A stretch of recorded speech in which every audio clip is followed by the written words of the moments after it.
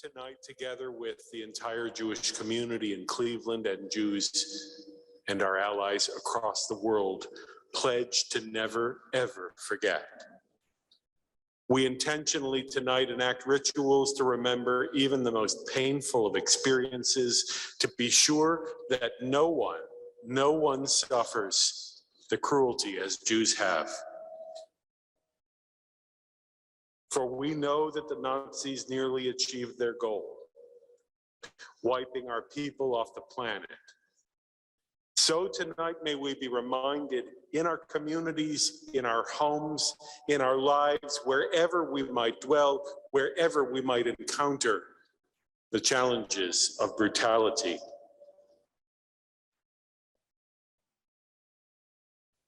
Ability always to never, ever forget, to stand up against oppression, and to do so in solidarity with one another.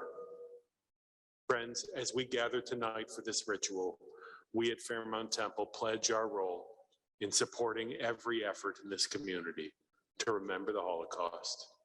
And tonight, as we gather, we hope you feel welcomed in our sanctuary, virtually or in person, safely during a difficult time in our world. And so we begin, and we will never, ever forget.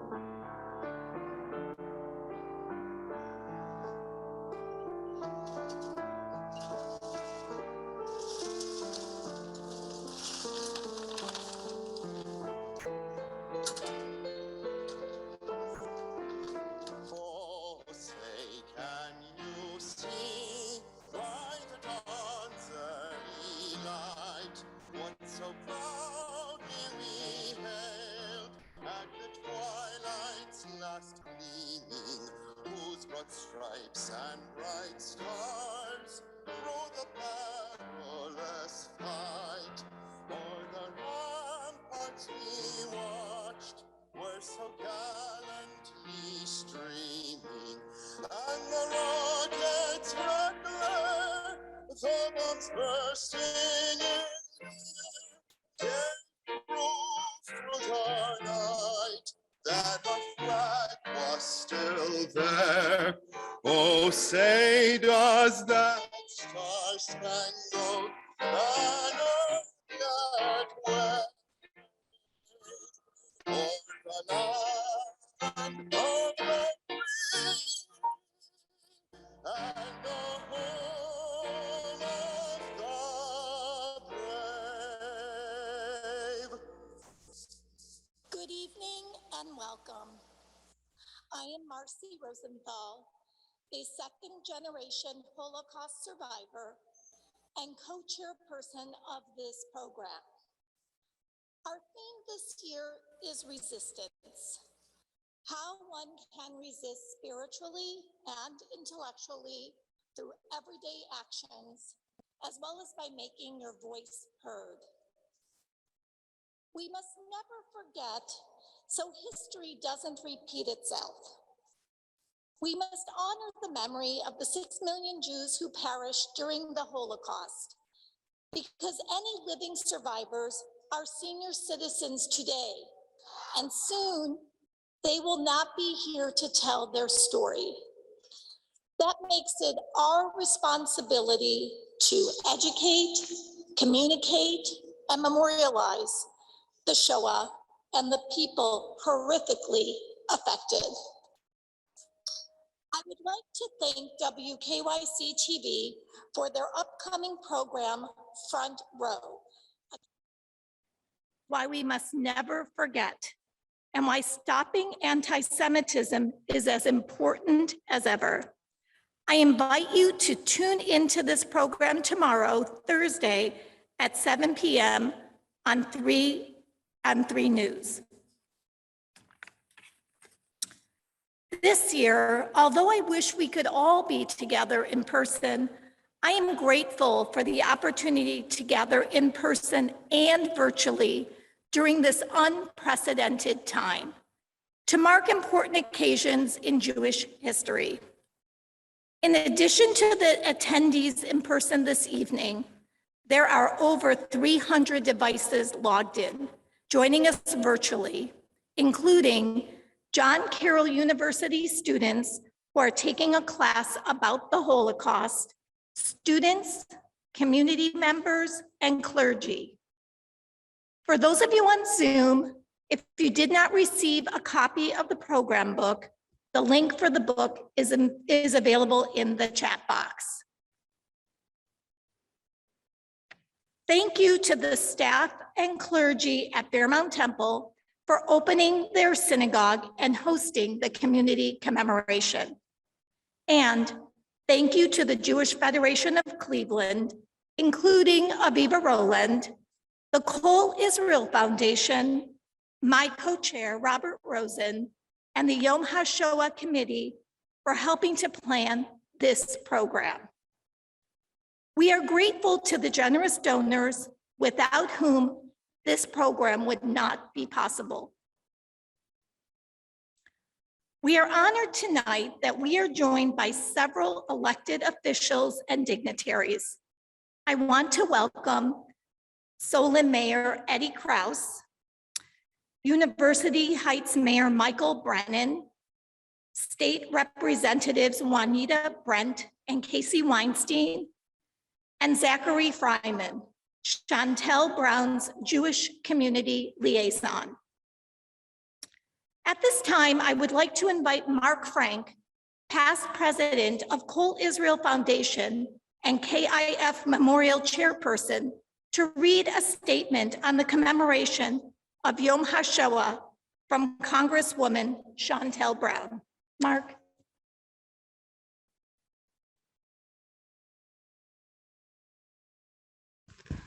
Good evening. While I wish I could be there in person today to commemorate Yom HaShoah with you all, please know I am there in spirit. Each year, Holocaust Remembrance Day is observed by Jewish communities in Ohio and around the world. It is a day of honor and tribute, commemoration, and reflection as we remember all who endured unbearable pain, suffering, and loss as a result of the Holocaust.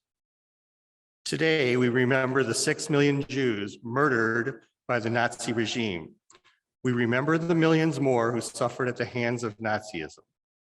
We remember the Jews who retained their dignity in the face of unimaginable evil. And we remember the survivors whose stories, both told and untold, remind us to uphold the promise of never again. The Holocaust still affects the lives of the descendants of victims and survivors alike. We must continue to honor the memory of the innocent victims and ensure the legacy of survivors lives on. As the years move on and fewer survivors remain, the horrific crimes of the Holocaust become more distant. But distance cannot and must not erase this stain from our memory or our history. The truth must be carried on through the generation. That is why I am honored to be introducing legislation this week to designate the Kol Israel Holocaust Memorial in Bedford Heights as a national memorial. Erected by survivors of the Holocaust from Northeast Ohio in 1961, the memorial includes firsthand artifacts, including the ashes of Jewish victims and tokens of remembrance at its foot. Recognizing this site as a federal memorial ensures generations to come here in Northeast Ohio know the true legacy of this dark and horrific chapter of history. Acts of remembrance like this and those occurring across the world today remind us that we must stand together against hatred, and that the United States senators from Ohio, Oops, sorry.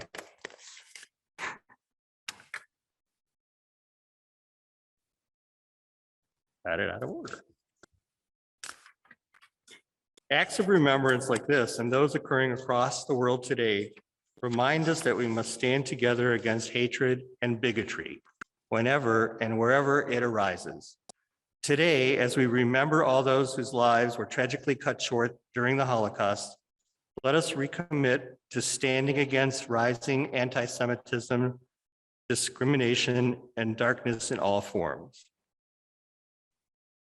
Thank you, Representative Brown. I personally want to thank Representative Brown.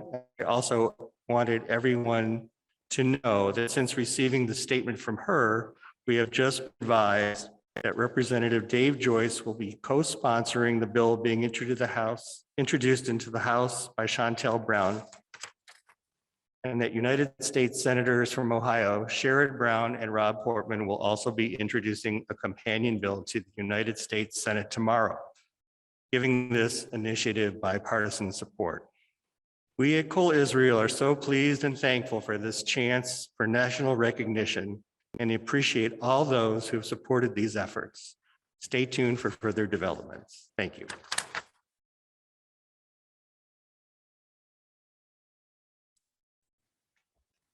Thank you, Mark, for reading that statement. Tonight, we are also honored to welcome Israel Nitzan, Deputy Consul General of Israel. We are grateful that you are here with us, and we invite you to bring remarks on behalf of the State of Israel. Deputy Consul General of Israel, Israel Nitzan.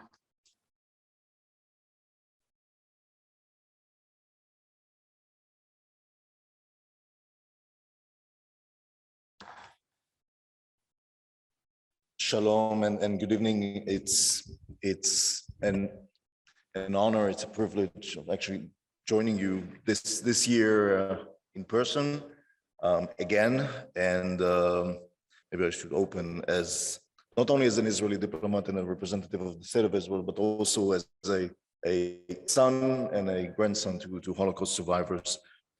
I want to thank you again for inviting us to join you today. This period of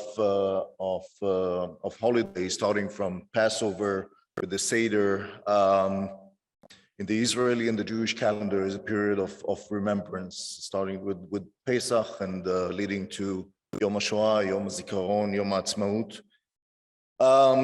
It's in Judaism, remembering the past is central to our identity at the present. Marking Yom HaShoah has a special importance, especially these days, because of mainly two reasons. One, as every year, there are fewer and fewer of us who can tell us firsthand what happened, what they experienced, and to educate us, and tell us why is it so important, and why is it actually part of our identity? Secondly, these days, anti-Semitism has reached an unacceptable all-time high, including here in the United States. So because of these two reasons, it is up to us to grab the torch and to hold it high with pride and educate our children, educate our grandchildren, our neighbors, our allies in the different communities about what happened, to fight anti-Semitism, to fight Holocaust denial and Holocaust distortion. I want to thank, in this context, also Governor DeWine for adopting the Holocaust working definition of the International Holocaust Remembrance Alliance. Israel and the United States are members of the IHRA Alliance, and we appreciate very much the decision by the governor to endorse this definition, because again, if we want to fight anti-Semitism, we need to define it. And of course, the State of Israel has a special moral and historic role and responsibility in this mission to fight for these causes, to fight anti-Semitism, to fight for the remembrance and fighting for the remembrance of the Holocaust, and to work also with you, with the American Jewish community, for these causes and for the well-being of Jews around the world, part of our Avodah Hadadit. Like what is happening actually these days on the borders of Ukraine, when Israeli and American Jewish volunteers work together in order to assist Jews and non-Jews actually in distress, will try to cross the border. As Nathan Sharansky said, he said, and I'm quoting his words, "When I was a child, a Jew was an unfortunate designation. But today, on the Ukrainian border, identifying as a Jew is the most fortunate circumstance." And he continues, it described those who have a place, it described those who have a place to go, where their family, actually us, an entire nation is waiting for them on the border, on the other side of the border. So yes, remembering the Holocaust is our mission. It's a central part of our identity today. It's a central part of our commitment to each other. It's a central part to our commitment to fight together, to fight anti-Semitism, to fight together for a better world, and to make sure that never again has a true meaning. So again, thank you again, and I wish us all a meaningful Yom Hashoah Day. Thank you.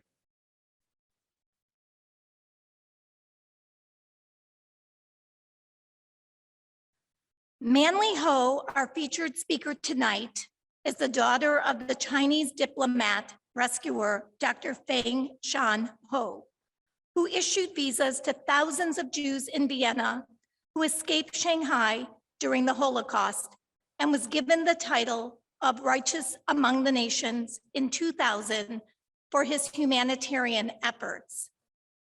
A Smith College graduate, Manli was a reporter for the Boston Globe and was on the team that earned the paper a Pulitzer Prize in 1975 for coverage of the Boston school desegregation crises. In 1981, she helped found China Daily, China's English language newspaper in Beijing. For the past 2 decades, Manli has been uncovering and documenting her father's work and is writing a book. She has also created the historic photographic exhibit On the Wings of the Phoenix, Feng-Shan Ho and the Rescue of Austrian Jews, which has been shown worldwide. Please join me in welcoming virtually and live Manli Ho.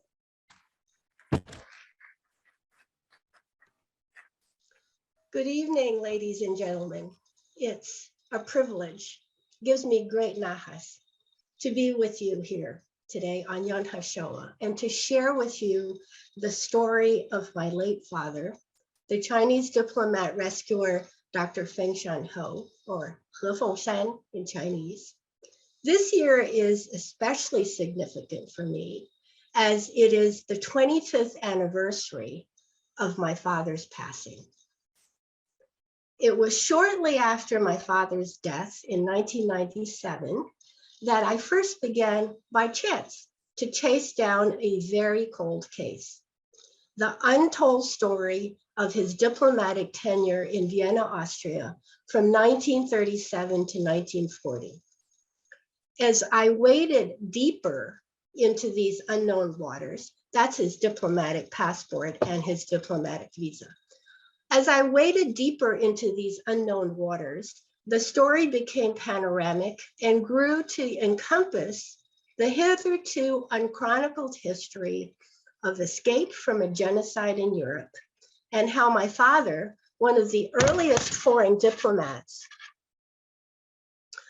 to rescue Jews, became the architect of a refuge of last resort on the other side of the world, in China.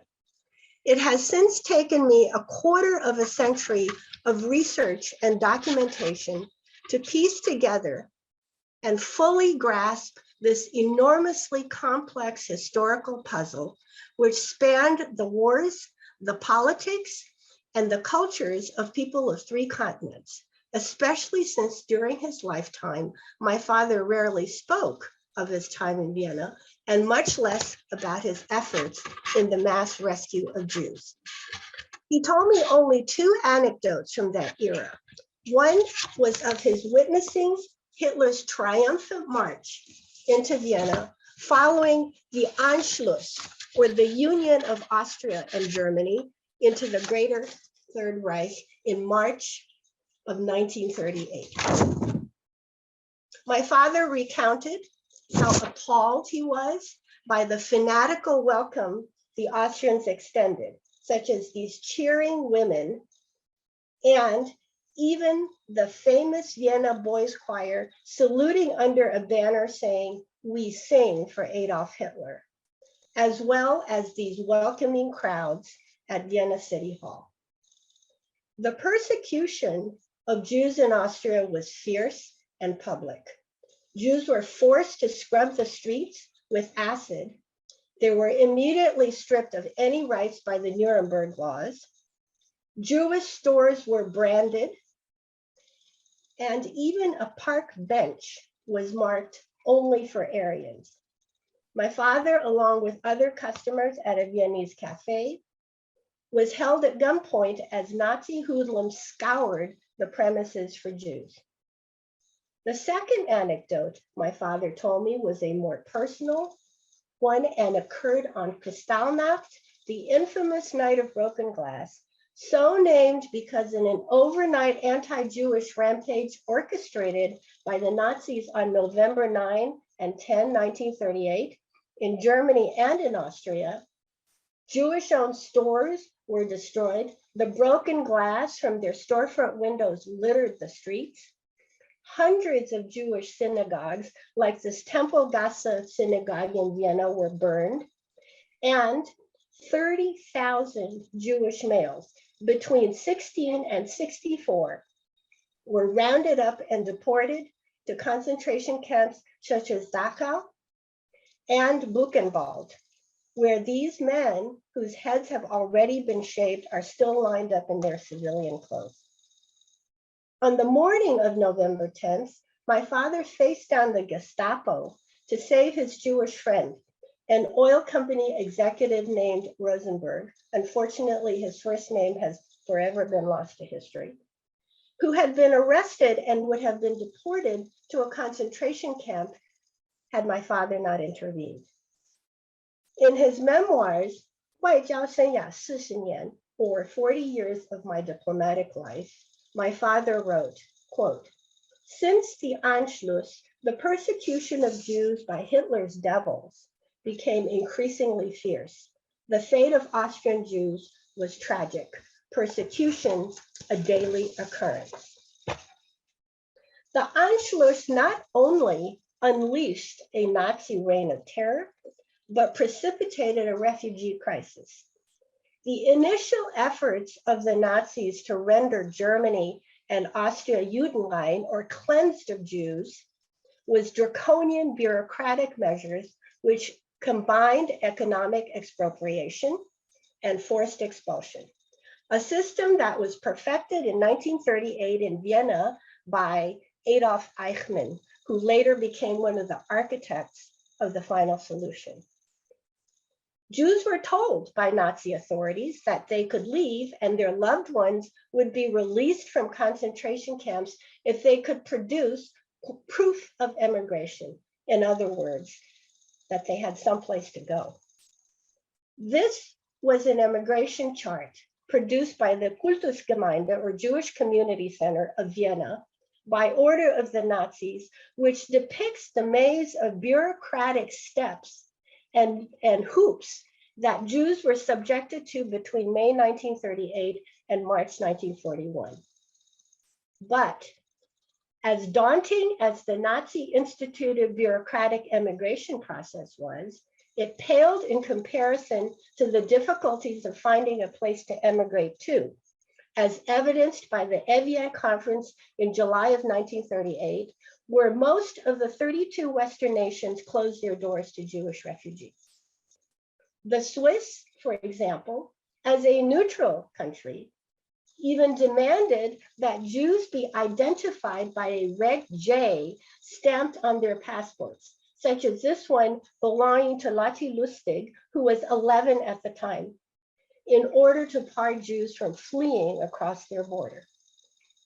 This, of course, led to some bitter refugee humor, and there was one joke called Witz, or the Globe, which told of a Jew who went to a travel agency shortly after the Anschluss. He inquires about immigration. The agent brings up several countries which are promptly discounted. One requires an exorbitant amount of money, another requires a labor permit, a third does not admit immigrants, and so on. While the two men are reviewing the diminishing options, they're twirling a globe on the desk, and finally, the desperate Jew asks, "Haven't you got another globe?" All the foreign consulates in Vienna were besieged by desperate Jewish visa applicants day after day. This is the Polish consulate. It was at this time that diplomats like my father, by using their special status as the representative of a foreign nation, were in a unique position to save large numbers of people by allowing them entry into their countries. None did. That is the American consulate in Vienna. None did except for the one diplomat who, unlike his peers, faced the most daunting obstacles as the Consul General of China in 1938. The first obstacle my father faced was accessibility to China. The preceding year, Japan had invaded his home country and occupied all of its ports of entry. Any document or entry visa issued by a Chinese diplomat would certainly not be recognized by the Japanese occupiers. But there was one loophole, the port city of Shanghai. The Japanese invaded Shanghai in August of 1937, driving out Chinese government port authorities, which left the harbor unmanned. The other foreign powers in the city did not want the Japanese to take over the harbor because it would inconvenience them. So the harbor was left completely unattended, without passport control or immigration, and anyone could land without showing passports, documents, or papers. My father took advantage of this situation to issue entry visas to one place in China, Shanghai, which required no visas to enter. That's Shanghai visa serial number 3681, which was issued on July 3rd, 1939 to a Viennese doctor named Hugo Weiss. That was my father's Shanghai visa strategy, his intentional off-label use of a standard entry visa.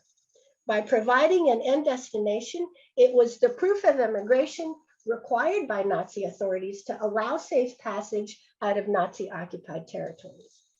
The Shanghai visas could also be used to get into otherwise inaccessible countries, all on the pretext of transiting through them on the way to Shanghai.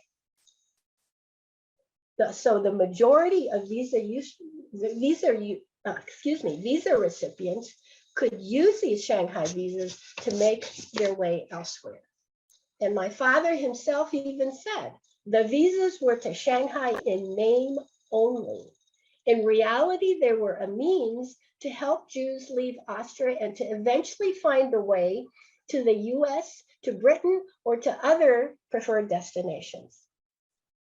Hetty Durlester and her parents, for example, that's Hetty with her mom, fled to the Philippines using a Shanghai visa. And Hetty was 3 years old at the time. So the next picture is of Hetty at her grandson's bar mitzvah in California, many decades later. As the multiple uses of the Shanghai visas became known, other Jewish refugees, such as these teenagers, used them to sneak into Palestine on the illegal transport ships, such as the Sakarya in 1939. That young girl in the far left bottom corner is Lily Lilienthal, the 12-year-old daughter of a prominent Viennese Jewish family. And just to give you a glimpse of the wealthy and cultured society that Vienna had been, Lily and her older sister Ricarda boarded essentially a scavenged ship for the harsh and hazardous journey, wearing white gloves and toting hat boxes. Most importantly, though, especially after Kristallnacht, those detained in concentration camps could be released on the strength of a Shanghai visa as proof of emigration. This is the Dachau mugshot of my friend, the late Arthur Kurteman, who was arrested on Kristallnacht. While in Dachau, he heard that a Shanghai visa would free him. So every month he wrote to his family to get him one. When they did, he was released and he went to England, where he applied to come to the US under the British quota. The British, there was a vast quota for the Brits.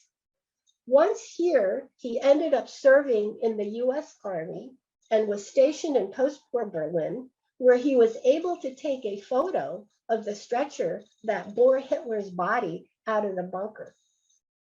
Another reason my father chose Shanghai was to provide a failsafe to those Jewish refugees from other Nazi-occupied territories, such as Germany and Czechoslovakia, who had no access to his consulate or visas in Vienna and were unable to go elsewhere.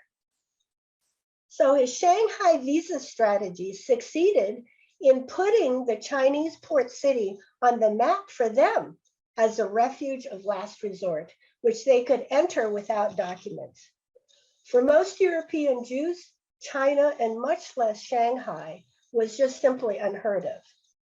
But during this period, the very use of its name as a destination, whether it was on a visa or on ship's tickets, provided a means of escape from certain death at the hands of the Nazis. As a result, from the end of 1938 to 1940, some 18,000 Jewish refugees were able to disembark in Shanghai and find refuge there, such as these people getting off one of the ships. Among them were the families of our Cleveland Shanghailanders, Harry Abraham, Eric Kish, and Inga Berkey. So this is a picture of Harry on board a ship on his way to Shanghai in 1939. The ship is one of the Italian Lloyd Tristino Line's luxury liners, which were doing a little war profiteering by ferrying Jewish refugees to Shanghai. Harry and his parents, Ida and Albrecht, in Shanghai in 1946. Can we have the next picture, please? And could we have the next? There we go. And the next picture is of Harry with other Jewish children at the Freisinger School in Shanghai. So the majority of Shanghai refugees were German. Only 5,000 to 6,000 were Austrian, as most Austrians were able to obtain and use my father's visas to make their way elsewhere to preferred destinations. The other major obstacle that my father faced at the time was his home government in the wartime capital of Chongqing. The nationalist government had long maintained diplomatic and economic relations with Germany. But by 1938, Hitler had turned towards Japan, Germany's soon to be ally, and relations with China had deteriorated. So in desperation, the Chinese dispatched Vice Foreign Minister Chen Jie to Berlin as the new ambassador to try to salvage relations. My father was ordered to desist from issuing visas to Jews in order not to appear to be contravening Hitler's policies, but my father did not obey. He was subsequently punished for his disobedience. However, his troubles in Vienna were not quite over. Around the same time in 1939, the Nazis confiscated the consulate building at 3 Beethovenplatz on the pretext that it was Jewish owned. My father asked his home government for relocation expenses, but was refused. He moved to smaller quarters nearby at his own expense and reopened the consulate. He remained undaunted throughout. I'm often asked, what would prompt a man from China to save Jews when others would not? My father himself said it best, quote, seeing the tragic plight of the Jews, it's only natural to feel deep compassion, and from a humanitarian standpoint, to be impelled to help them. So I'd like to tell you a little bit about my father. He was born into poverty in rural China in 1901 during the twilight of the Qing dynasty. He lost his father at age 7, and he and his family were helped by the Norwegian Missionary Society in his hometown of Yiyang in Hunan province. And that is the dirt road into, that's the dirt road into the village where he was born, which since he became a righteous has now been paved.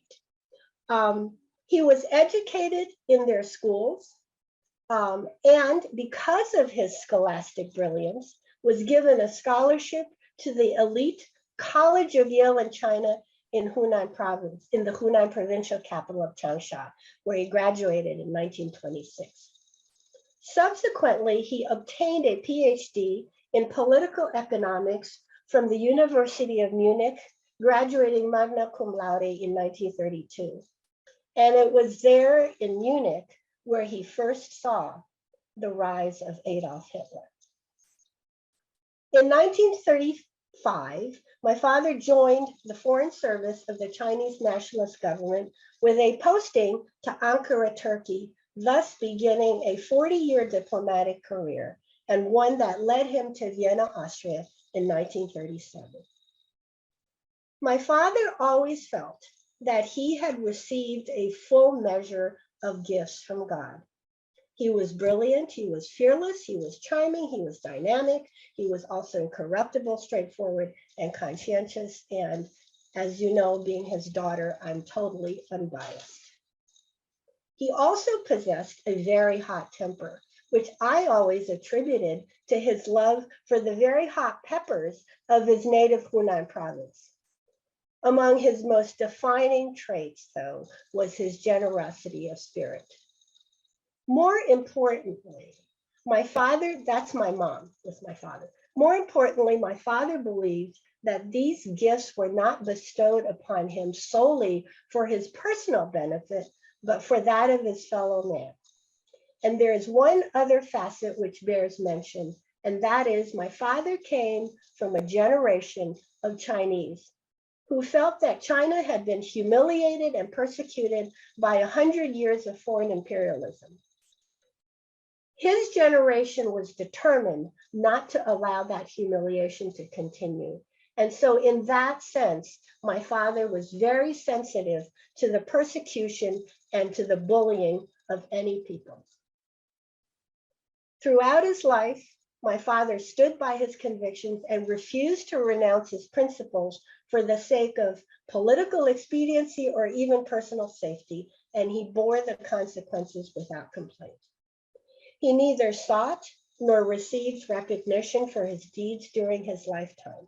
He was never reunited with any of the people he had helped. They did not even know his name. I have had the good fortune to be able to find and to meet some of the people he helped. It's very, very special for me to meet survivors and to learn their stories because my father is gone. And I feel as if he somehow lives on through them. And as in Chinese, we would say, I consider them my mishpucha. In 2000, my father was recognized posthumously by Israel as a righteous among the nations. My brother Monto and I went to Yad Vashem in Jerusalem to receive the honor in his behalf. In 2007, 10 years after his death, I was able to fulfill his wish to be buried in his native province of Yiyang in China's Hunan, in his native soil, I'm sorry to say. And I make a yearly pilgrimage to do what Chinese do, which is to sweep his grave. But of course, because of COVID, this is the third year that I have not been able to go.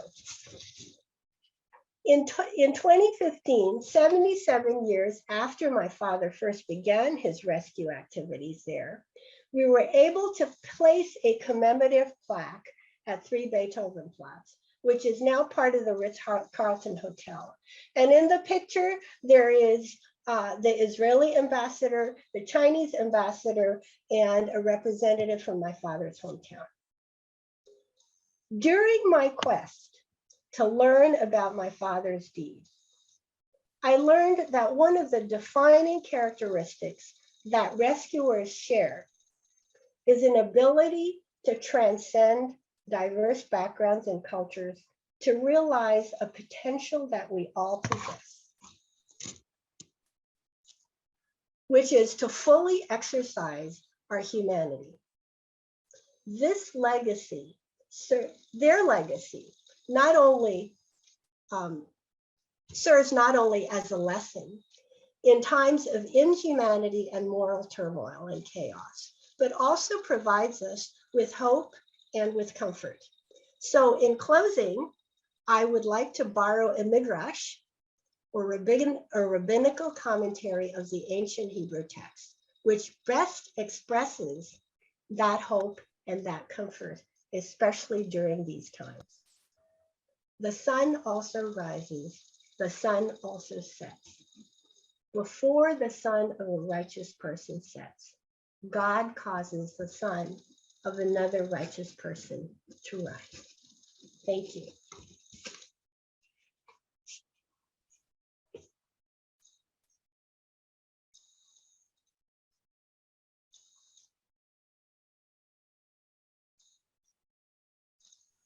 Thank you, Manli, for sharing your father's incredible story. Good evening. My name is Robert Rosen. I am co-chair, along with Marcy Rosenthal, of the Yom Hashoah. We are grateful tonight to honor 6 Shoah survivors by lighting candles representing the 6 million Jews murdered by the Nazis and their collaborators. We honor also a liberator and a rescuer with additional candles, as their heroic actions saved lives. I will share brief biographies as the candles are lit, and we invite you all to read longer versions of their stories in the program booklet. We humbly recognize that it is our obligation to share these stories and these memories tonight and forever. In honor of Inga Berkey, who is not able to join us tonight, a committee member will light the first candle.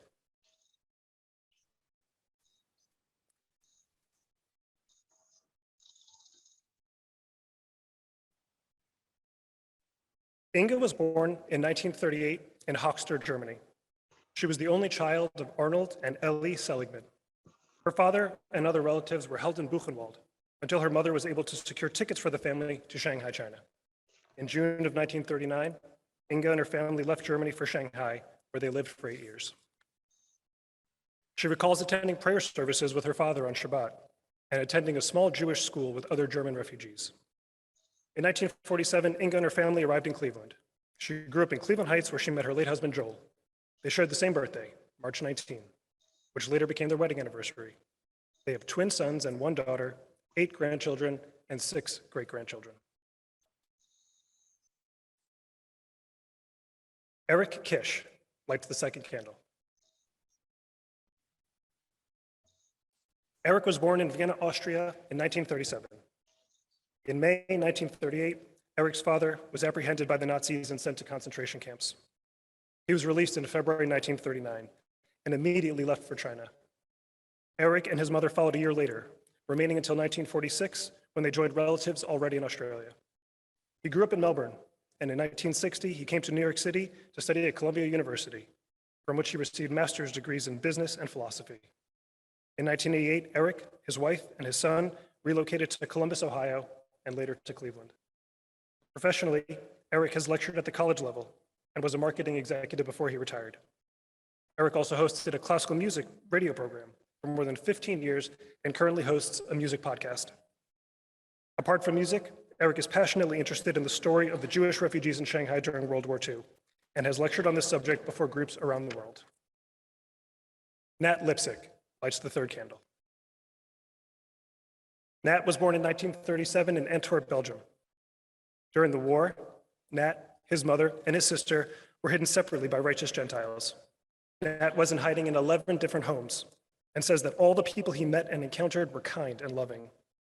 Many people took risks to protect him, including a postman who tore up letters from informants, a Catholic family who brought him along to church, and members of the underground resistance movement. Nat promised his mother that when the war ended, he would find his sister and make his way to America to be with their aunt. Though his father was murdered in Auschwitz, Nat, his sister, and their mother survived. When Nat was 13 years old, the family came to America, eventually settling in Cleveland. When Nat speaks to students, he emphasizes the impact of the righteous Gentiles and their contributions to saving his life and the life of his sister. Nat and his wife have 2 children, 4 granddaughters, and 1 great-grandchild. He continues to be an optimist.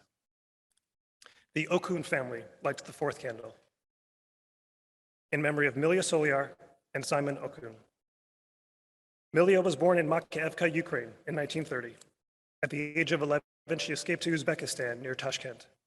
Her father died a year later, and her brother was drafted into the army, leaving Milya and her mother alone. After the war, Milya and her mother returned to Ukraine, where she finished school and graduated from college with honors. Simon Okun was born in 1931 in Melitopol, Ukraine. He was 9 years old when World War II broke out.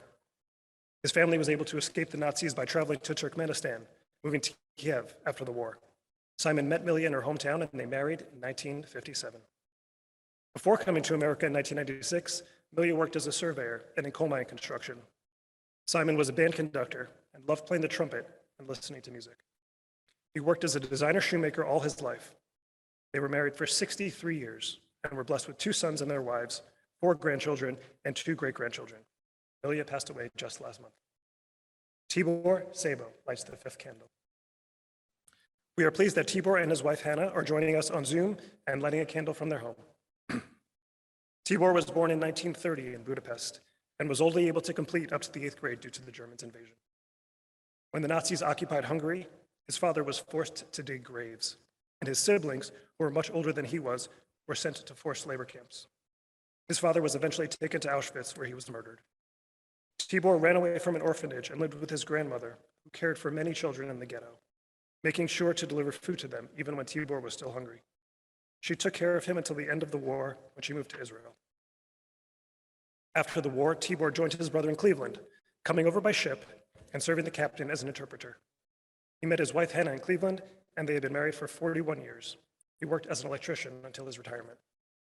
The Zelwyn family lights the 6th candle in memory of Sam and Ida Zelwyn.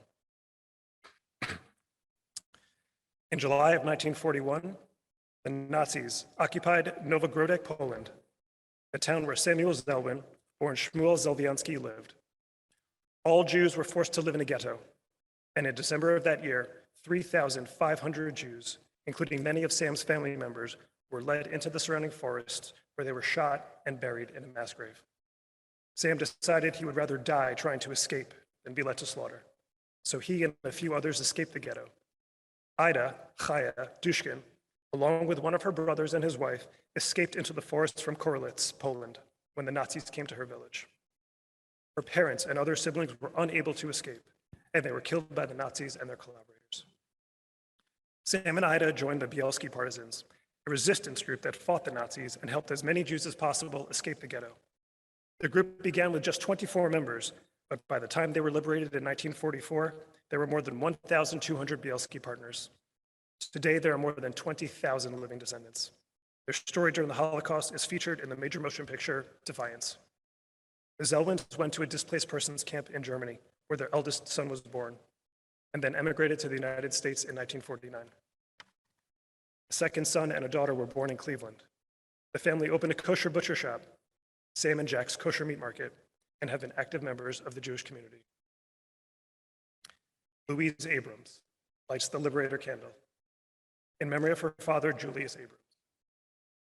In 1945, after the camps were liberated, some young concentration camp survivors were hiding in a German barracks in Regensburg, Germany, when an American GI asked them in Yiddish, "Are you Jewish?"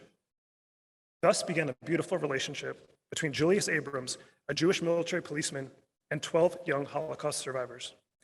Julius spoke to them in a combination of Yiddish and German.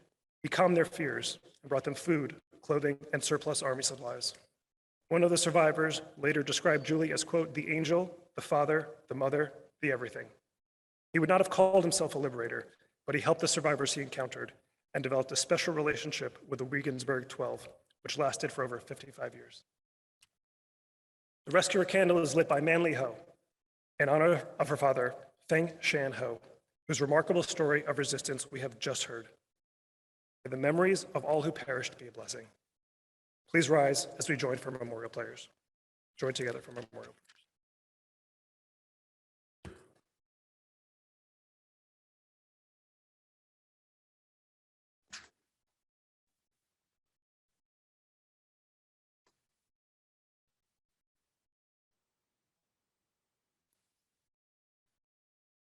El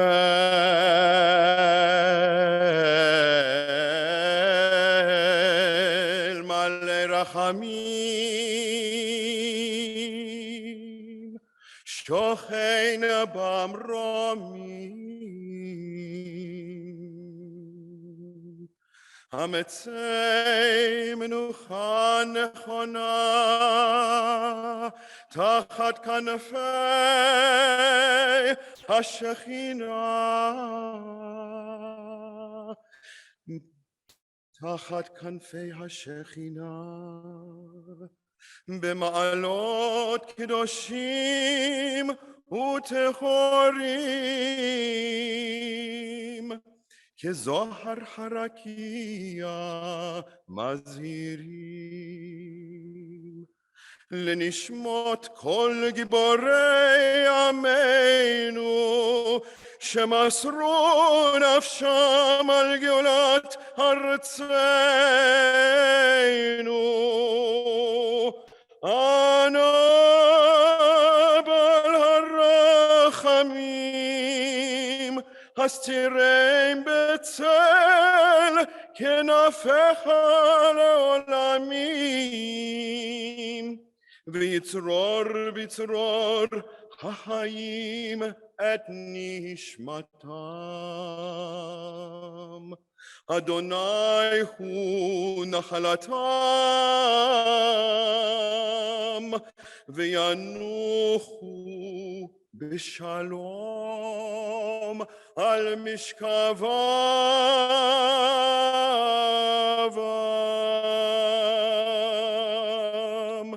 ונאמר אמן.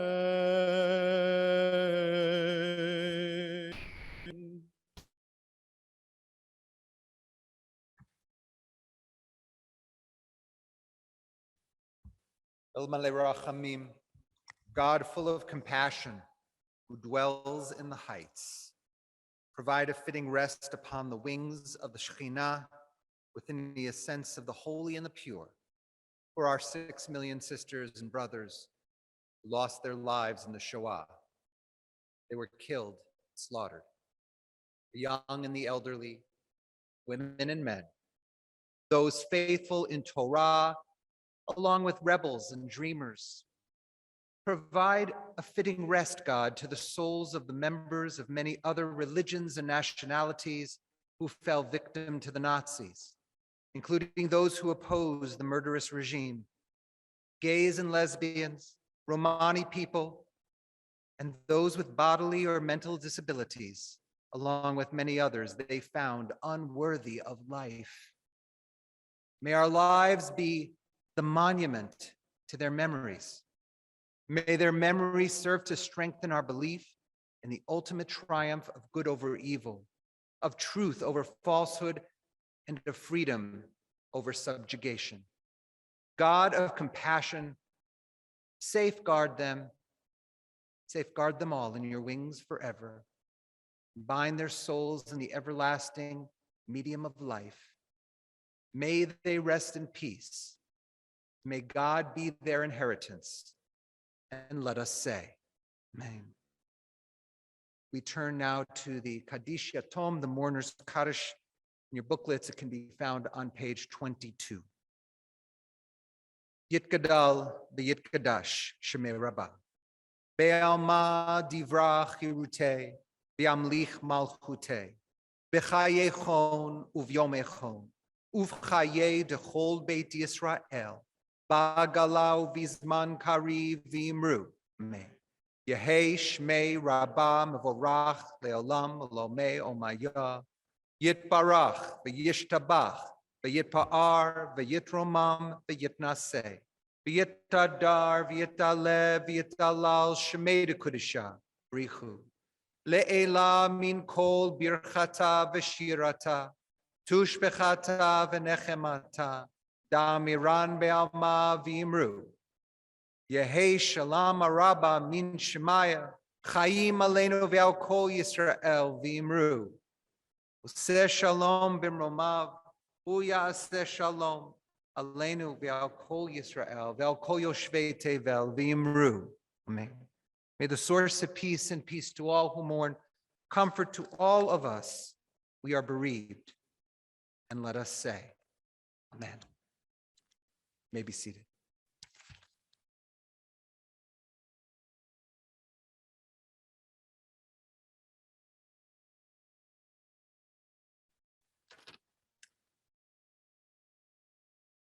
One of the long-standing components of our Yom Hashoah commemoration has been the Creative Arts Contest. This year, our theme was resistance. We asked students in 6th through 12th grade from across Northeast Ohio to explore what resistance means to them. How is resistance during the Holocaust still relevant today? What does it mean to resist, spiritually, intellectually, through everyday actions, engaging, volunteering, organizing, and making your voice heard? While we've traditionally accepted paintings, drawings, and sculpture, this year we opened the contest to additional forms of visual arts, including digitally designed pieces, photography, and video. We were truly impressed with the entries we received in all these categories.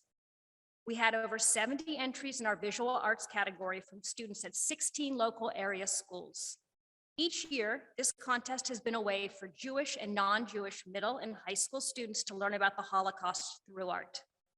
This year's winners are, in middle school, first place Barbed by Sacha Lane, 6th grade Lake Ridge Academy. Second place, Untitled by Iris Amor, 8th grade Miller South School for the Visual and Performing Arts. Third place, Sign of the Times by Sarah Corland, 8th grade Ballard Brady Middle School. In the high school category, first place Visual Arts, The Uphill Climb by Carmela DeLisi, 11th grade at St. Joseph Academy. First place video, But We Persevered by Shauna Polster, 9th grade Solon High School. Second place, The White Rose by Lindsay Leibowitz, 11th grade Solon High School. Third place, Names Over Numbers by Rachel Garlock, 10th grade St. Joseph Academy. You can view the winning pieces in person here tonight and in the program booklet. All of the entries will be on display and open to the public at the 78th Street Gallery from May 1st to the 21st. We hope you will all visit to see the art.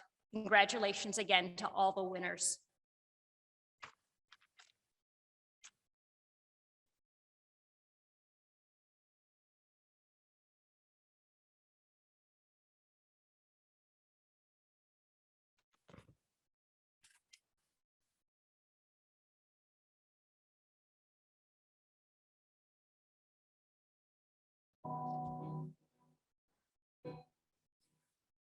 Sag nicht keinmal, als du geizt dem letzten Weg, wenn Himmeln bleine verstelleten bläue Tag, weil kommen wird noch unser Eus Gedenke schon.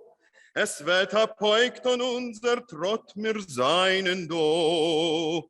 Von grünen Palmenland bis weiten Land von Schnee. Wir seinen do mit unser Pein, mit unser Fei. Und wo gefallen sie, so spritzt von unser Blut. Wird das sprotzt von unser Gwurre, unser Mut.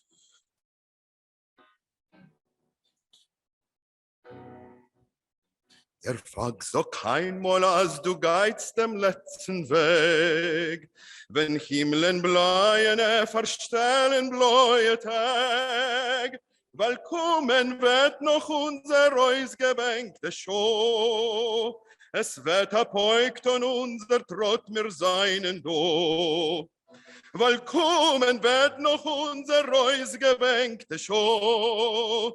Es wird apoigt und unser Trott wir seinen do. We continue with Hatikva, the Israeli national anthem.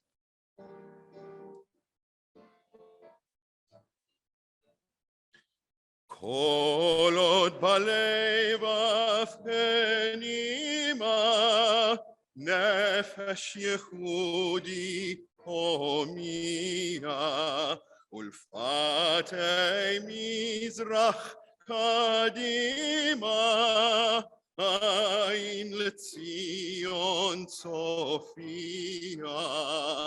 Od lov do tikvateinu,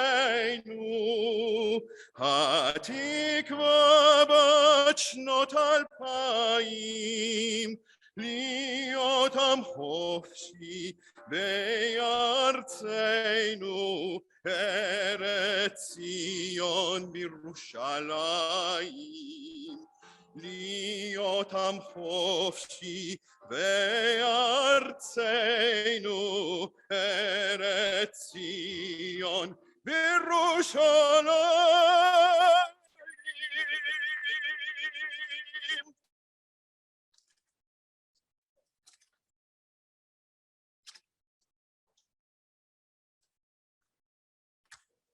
Good evening. My name is Robert Zelwin, proud president of the Kol Israel Foundation. Kol Israel was founded in 1959 when a meeting was held at the home of Mike Frum. It was made up of a group of people who survived the Holocaust and had emigrated to this country with nothing more than the clothes they were wearing. They had no money and did not speak the language. Some of them, like my parents, were lucky enough to arrive with some precious cargo, children born in displaced persons camps. Those children represented victory over the Nazis. They came to this country in the late 1940s and early 1950s. They learned the language, they became educated, and most importantly, they worked hard to make a better life for themselves and their families. Yet, their minds were still with their relatives and friends who perished in the Shoah. In 1961, the survivors, with the help of the local Jewish community and the Jewish Federation of Cleveland, built a Holocaust monument at Zion Memorial Park in Bedford Heights. It is believed to be one of the first Holocaust memorials built by survivors in the United States. Buried below the memorial are the ashes from 3 concentration camps, as well as other artifacts that were brought over from Europe.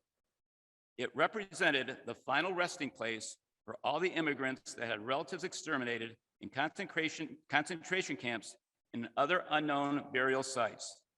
Therefore, every year we gather at Zion on the Sunday between Rosh Hashanah and Yom Kippur to pay tribute to those killed, as well as the survivors who have died after they came to America. I invite each and every one of you to join us this October 2nd as we commemorate those who perished. I'm pleased to let you know that under the leadership of our past president, Mark Frank, and our new board member, Andrew Mezak, which I must point out is a Catholic, we are on course to have the monument listed on the National Register of Historic Places. Following that listing on the National Register, we will apply to be a National Historic Landmark. And for more than a year, Mark and Andrew have been working to get the monument designated as a national memorial through an act of Congress of the United States. And as you heard earlier, that legislation will be introduced to the House and Senate tomorrow. Kol Israel's mission is to educate as many people as possible on the Holocaust. Through Zoom, we have been able to reach thousands of students. We plan on expanding our reach and educating adults as well. I implore those of you who have a story to tell it. You must tell it. If you feel like you want to speak publicly about it, please contact our office. We welcome everyone to get involved. This commemoration has taken place for well over 50 years, put on jointly by the Jewish Federation of Cleveland and Kol Israel. Federation and its affiliated agencies were very instrumental in giving help to the survivors upon their arrival in Cleveland. I would like to thank Aviva Rowland, Federation staff person, for her help in putting this event together. To our co-chairs, Marcy Rosenthal and Robert Rosen, thank you for all that you have done. I would also like to thank Fairmount Temple and their clergy for hosting this event this evening. Thank you to all the people on Zoom for joining us. And a special thank you goes out to those tonight who attended tonight in person.